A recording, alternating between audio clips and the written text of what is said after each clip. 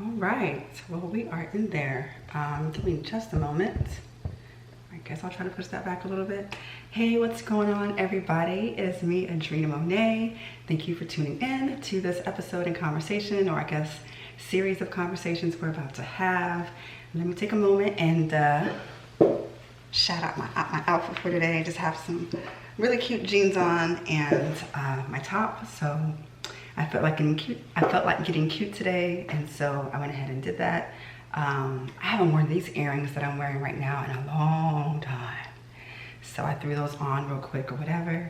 But hey, everybody, thank you for tuning in. Hope your day is going well, whatever day of the week that you're able to catch this video. And yeah, I guess we'll just go ahead and get into it. Today is June 20th. June 20th, you guys, and the year is halfway over. And it has been a year, I'm sure, for you as well. And so, as you can see from the title of my video, my mid-2020 personal and life reflections, you know, that's what we're going to be discussing today. And so, you know, be sure to like the video, of course, if you resonate with anything I said in this video. Comment for sure, as well, with any challenges you've had or any insight, perspective, and that type of thing that you've gained as well this year. Share the video as well with anyone that you know would be really encouraged by what I'm going to share, and then subscribe as well if you feel led to subscribe. And so, other than all of that, that takes care of that business. But yeah, so 2020 has been some kind of year. I've got some notes here, so that's kind of what I'm looking at. It's my phone. And so, yeah, 2020 has been some kind of year for all of us, and I mean, just all around the world. You know, COVID-19, lockdown, post-lockdown life, quarantine, all that stuff has been what it's been. And that was just one layer of things, obviously. And then, you know, just other personal things can happen, professional things can maybe happen as well. And so it's just like, can we get a break? Some of us need a break, you know? And so that's at least how I've been feeling or whatever. And so, like for me, I thought 2019 was something else, but 2020 clearly wants to take the crown for it all.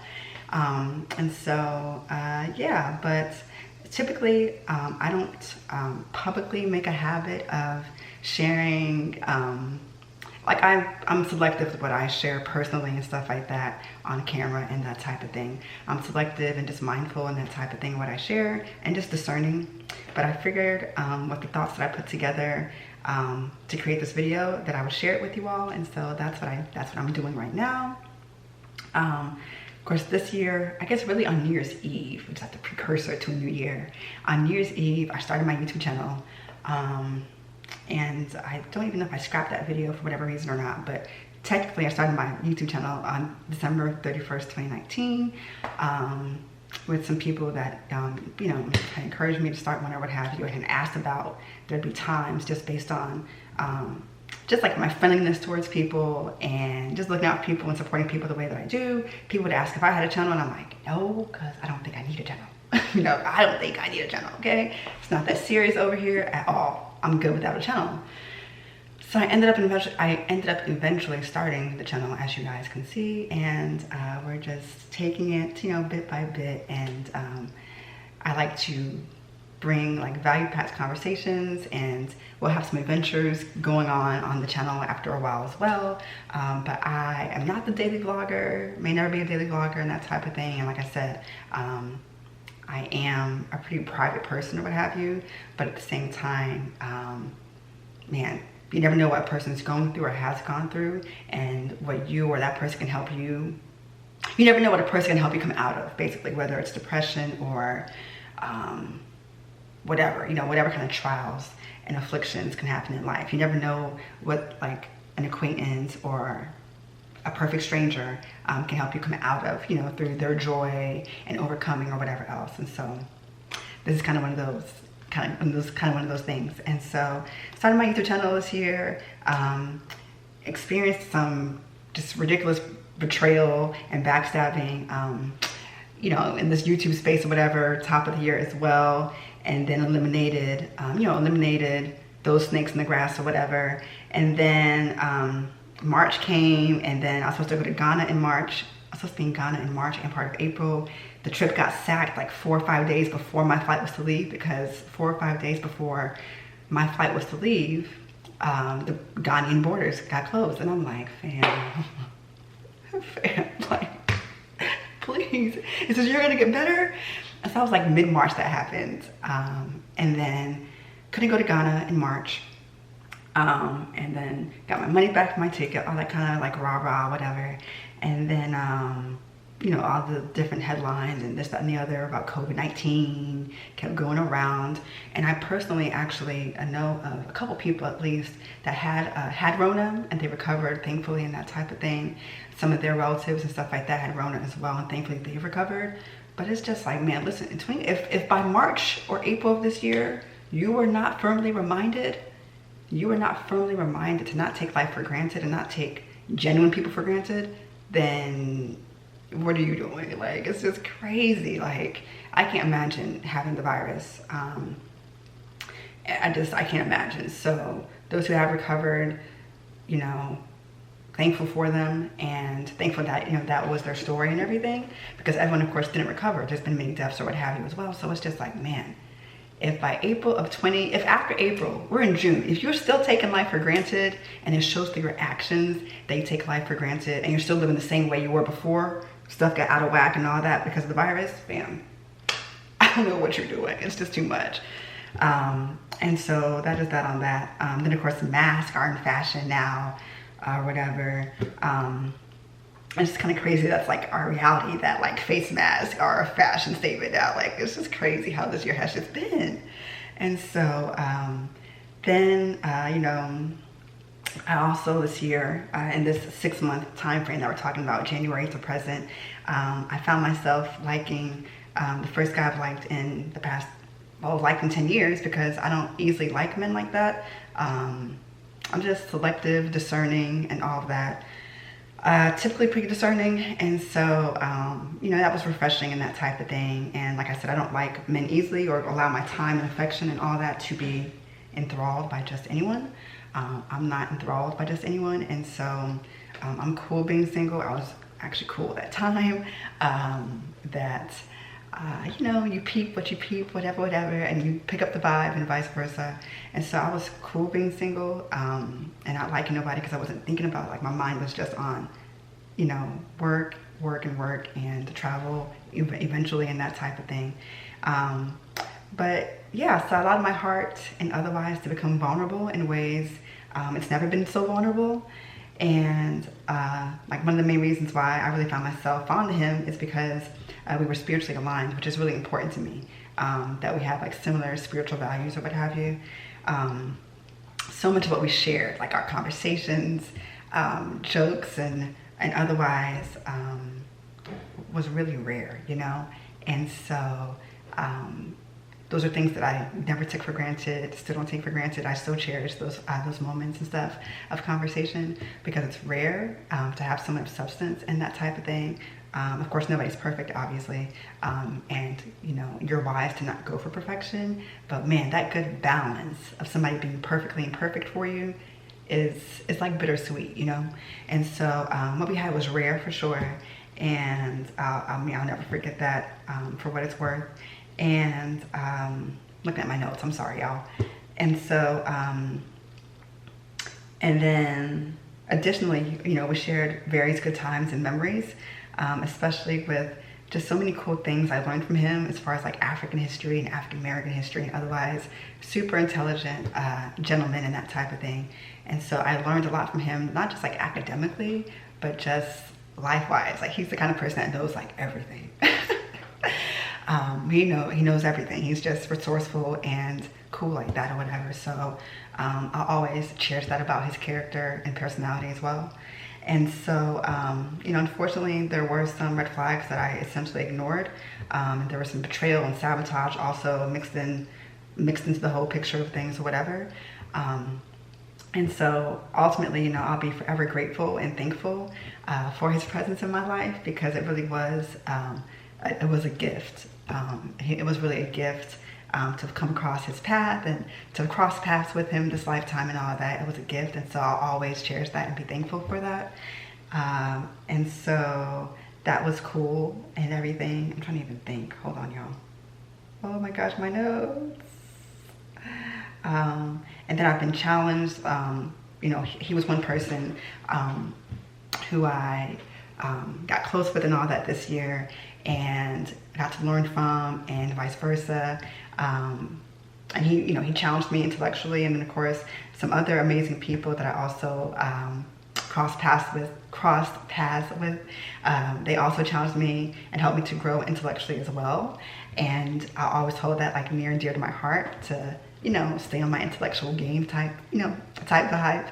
And I can't even begin to go into like great detail about the solid resources that I learned about and discovered this year as a result of the connectivity with those amazing people. And relative to like all things African history, whether continental African history, and then of course dispersed around the diaspora as well, with what we've also endured and are still persevering through and suffering through and stuff like that to this day. And but yeah, so I'm thankful for the brain building exposure that I've had this year, because it's been pretty cool. And even Missy Elliott, who we love, even Missy was on Twitter just in the past week, tweeted out a comment about how she's learned so much about African history, African American history in 2020, more than she ever has her entire life. And you know, she made a comment about how she's pissed off about the school curriculum, especially here in the States, because of how crappy it is, biased, distorted, etc. Right? And so it was cool to even see that, you know, she's learning and on her intellectual game and stuff like that as well. And so talked about Missy, who I love. And then of course, now it's about to get a little bit heavy. You know, we've all witnessed the various outspoken perspectives and levels of support with the protests and X, Y, and Z going on because of the racial injustices that continue, the murders that continue, etc. of Black people, especially here in the States, and of course otherwise for sure, because it's still happening in other parts of the world, but especially here in the States. That's been like a huge focal point worldwide. The world's attention has been on crappy America yet again, and you know, with Ahmaud Arbery and George Floyd, Breonna Taylor, and otherwise. And so naturally, you know, the headlines, the social media conversations, etc., are very triggering for us, as they should be. But sorry, I'm looking at my notes and I have like, you know, lines here of like words, and I'm losing my place, so I'm trying not to lose my place with what I'm saying. But oh God, I lost my place. Ahmaud, Breonna. And so, okay. And so, yeah, so naturally it's trickling for us as Black people. And if you've been genuinely connected with me over the past 6+ months, then you know, and you shouldn't be surprised that I personally don't really have many words for the matters going on right now. It kind of is what it is to a degree. And it's not because I'm not pissed, I'm not grieved by everything that has been going on, because I am grieved by it all and I am pissed. However, after my own cop BS that I dealt with last year time and time again in my 5 months of living in San Antonio, Texas, after all I went through last year, I, like literally July, next month makes 12 months, as I was driving home from being pulled over on a given afternoon or whatever, that afternoon I mentally told myself that living in this country and the BS that comes along with it, it's not freaking normal. And I was like, you're gonna move out the country. Like, I literally told myself this. And when I have my mind made up about something, I'm already like 5 steps in.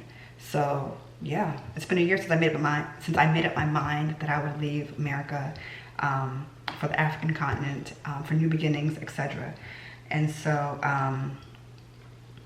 I washed my hands of hoping life will ever be better for me as an African woman in America. So I personally choose to like kind of preserve my words and my energy and my actions for more worthwhile moves and goals that I'm pursuing. The world is full of imperfect people and circumstances, and there's no perfect place on earth, because we're all imperfect as people. However, I do know that there are better lifestyle and cultural dynamics for me to live and thrive in. So that's what I am personally pursuing, because I have truly lost too much. I've lost too much the past 30-something years of my life, you know, here in America. And so that's kind of my stance on the current events that be, etc. What else? I've done quite a bit of personal, again, this is all tying into how my first 6 months of the year have gone. I've done quite a bit of like personal development during, you know, this whole first half of the year. And I imagine it's going to be good for me at some point in time. It's going to come in handy. It's already come in handy so far. So that's been good, that I've been, you know, tending to my mindset and perspective and that type of thing as well. And oh, I've also caught some really good movies lately. I watched a good movie, I think it was yesterday or 2 days ago, on Amazon. That movie was called, and these are on Amazon Prime. So I've watched 2 good movies lately. I probably might watch one more movie before the weekend is over. But the other day I watched this movie called My First Love. It's got Pooch Hall, Brayley Evans, Anthony Payne II, or Cole from Martin, and some other people in there. My First Love on Amazon Prime is so good. Like I said, it's got Pooch Hall, Brayley Evans, etc. in there. And then I also saw a movie called A Second Chance. It's got Melinda Williams, Jennifer Freeman, and some other people in there as well. Both those movies are Black films. They're so good. They're so good. They're so good. Like, they're so good. My First Love had me crying because it had like some plot twists in there and stuff. It was good. And then the past 6 months, I've just been greatly reminded, on more occasions than I'd like to be reminded of, but I've been greatly reminded that genuine people are seriously rare, and they're rare to find and encounter and do life with, you know, to do life with this lifetime. So just don't take genuine people for granted. And I just feel like that's been a running theme and observation for me personally this year. If not for nobody else, for me, it's been a running theme that genuine people are just rare. They're just rare. And then I've gained some very valuable knowledge, wisdom, and insights that will help me to increase my discernment and otherwise when it comes to how I allow people in my life in the future and who I deem to be a friend. Even the word friend at this point almost makes me cringe nowadays, much like the word collaborate, which I've known I've known snakes in the grass to use to their advantage, but to the next person's disadvantage, right? The word collaborate like makes me cringe. Just makes me cringe because I've seen people just not do right, and they'll use the word collaborate as the connecting whatever, but they just don't do right in the end, and then you get burned and that type. Anyway. And so that's that on that. And then research therapy has been something I've kind of coined the term due to some things I've dealt with or whatever this year in the past 6 months. So research therapy has really been getting me through the current season of my life. I miss my work goals and stuff like that being accomplished or whatever. And so, yeah, research therapy, the things you find, you kind of just dig into some things. I've just found some really interesting things that really are helping my perspective and help me to grow in wisdom and all of that. So I'm thankful for those resources that I've come across in my solo time and my private time as well. And then as focused as I am on making the next number of years of my life the best ones yet, I do have to admit that my guard is up more than it's ever been when it comes to dealing with people due to some unfortunate life lessons that I've learned and experienced this year. Some truly unforeseeable loss in this connection has happened for me, but clearly I'm stronger than I oftentimes think I am. And sometimes you just get tired of being strong, you know, you get tired. It's just like, can I get a break? Like, I do right by people consistently. I do right by people. Can I get a break for once? And so, you know, I'm the kind of person who has no problem hanging out by herself and, you know, doing life by myself in order to avoid heartbreak and betrayal and so forth. So needless to say, 2020 has been challenging on various levels, but I'm still holding on to the hope, you know, to the hope that I have deep down inside of me. And then, you know, I've dealt with a recent character assassination, and so there's like a whole smear campaign or whatever that I'm dealing with. And so, and then let me see. And then even today, I had a moment of encouragement with a personal resource that I came across, and the person provided me tons of confirmation for the season I'm currently in, and I mean, like verbatim with what she was talking about. Verbatim, it was my situation, and so it was my situation, and so it was just very accurate. And so I'm just really thankful for the confirmation that she spoke into my life and everything else. And then other than all of that, I mean, I hope that today's sit down with me has encouraged even one of you.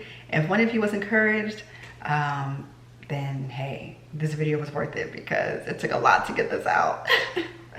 It took a lot to get this out. So if even one of you was encouraged, then hey, we're good. There's still 6 more months left in the year, so who knows what kind of goodness, miracles, good memories, and all that are in store for each of us. So yeah, don't lose hope or allow external factors to completely taint your worldview or your desire to pursue and fulfill your respective purpose here on the earth.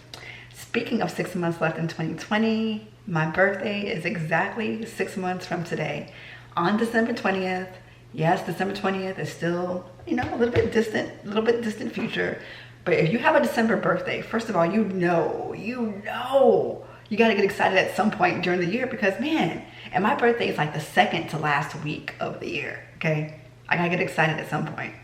So my birthday is December 20th, and so that's creeping up, you know, bit by bit or whatever.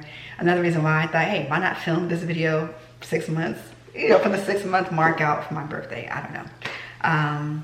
But yeah, that's a fun fact. And other than all of that, that pretty much wraps up and sums up today's convo. Thank you for tuning in to this video. Yeah, thanks for tuning in. I appreciate you guys, and that's pretty much it till next time. So my name is Adrena Monet, and I am signing off. Bye, y'all.